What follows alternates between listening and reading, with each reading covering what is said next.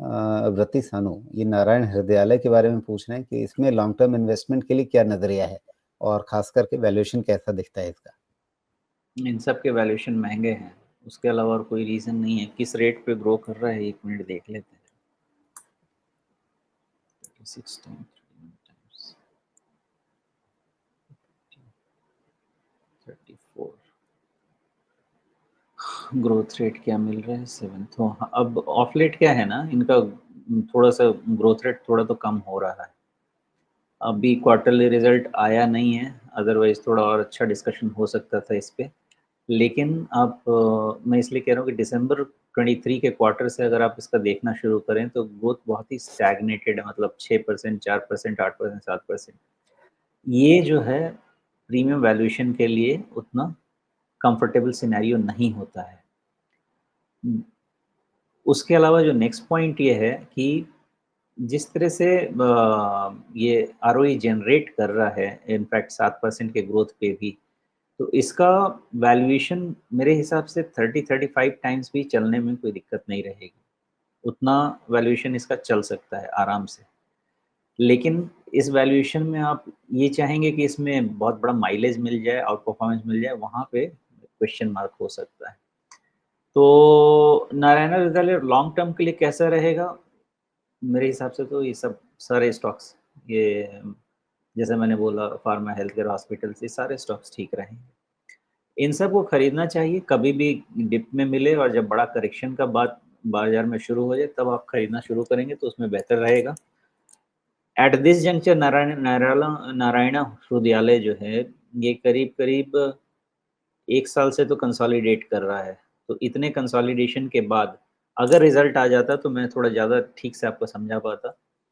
तो इतने कंसोलिडेशन के बाद नॉर्मली इसमें बहुत नीचे जाने की जगह बनती नहीं है, बट फिर भी रिजल्ट देख लीजिए और लॉन्ग टर्म के हिसाब से भी 1250 के आसपास अपना रिस्क मैनेजमेंट करते हुए आगे बढ़िए, बिकॉज अगर ये सेल्स ग्रोथ कहीं और स्टैग्नेट होता है तो प्रॉब्लम हो सकती है वैल्यूएशन में 10 से 20% तक की। अदरवाइज इन सब स्टॉक्स में मोस्टली कंसोलिडेशन होना चाहिए। 1250, 1450 ये रेंज में फिलहाल तो कंसोलिडेशन होना चाहिए, ऐसा लगता है।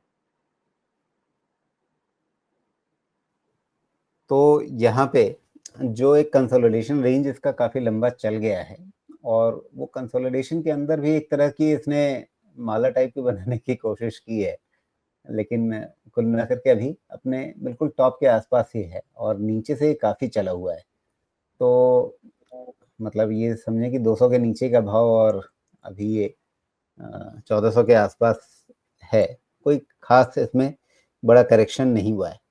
तो अगर बाजार का सेंटिमेंट बिगड़ा हुआ है और उसके बावजूद ये शेयर अगर इतने अपने टॉप के आसपास है, तो ये क्या बता रहा है कि लोगों को उम्मीद है या लोग चूंकि घबराए हुए हैं और एक डिफेंसिव बेट में ही रहना चाहते हैं, इसलिए ये इतना ऊपर टंगा हुआ है। इस नारायणा हृदयालय का मैनेजमेंट बहुत ही ज़बरदस्त है राजीव जी।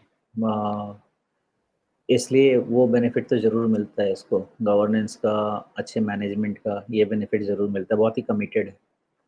दूसरी बात ये है कि आप क्लियरली देख सकते हैं कि शेयर होल्डर्स के लिए रिटर्न रेशियोज बता सकते हैं कि पैसा तो बना रहे हैं। तो किसी को भी, कोई भी म्यूचुअल फंड अगर ये सब होल्ड करके रखना चाहेगा, अगर इतना रिटर्न जनरेट करके दे रहा है शेयर होल्डर्स को, लेकिन एक समय के बाद कहीं ना कहीं स्टैग्नेशन आता है। ये स्टैग्नेशन वाला फेज हो सकता है।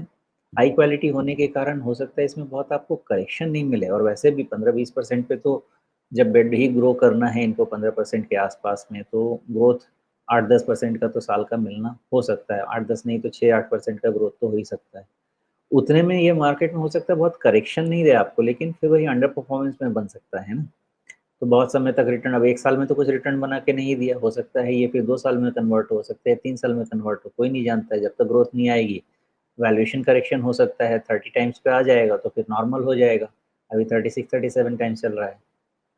तो इस कारण से बहुत लंबे समय तक 1250 को भी आप नीचे कर लीजिए 1150, क्योंकि मैंने थोड़ा सा डेटा को बड़ा किया। तो 1150 से लेके 1450 में इसका लंबे समय तक कंसोलिडेशन हो सकता है।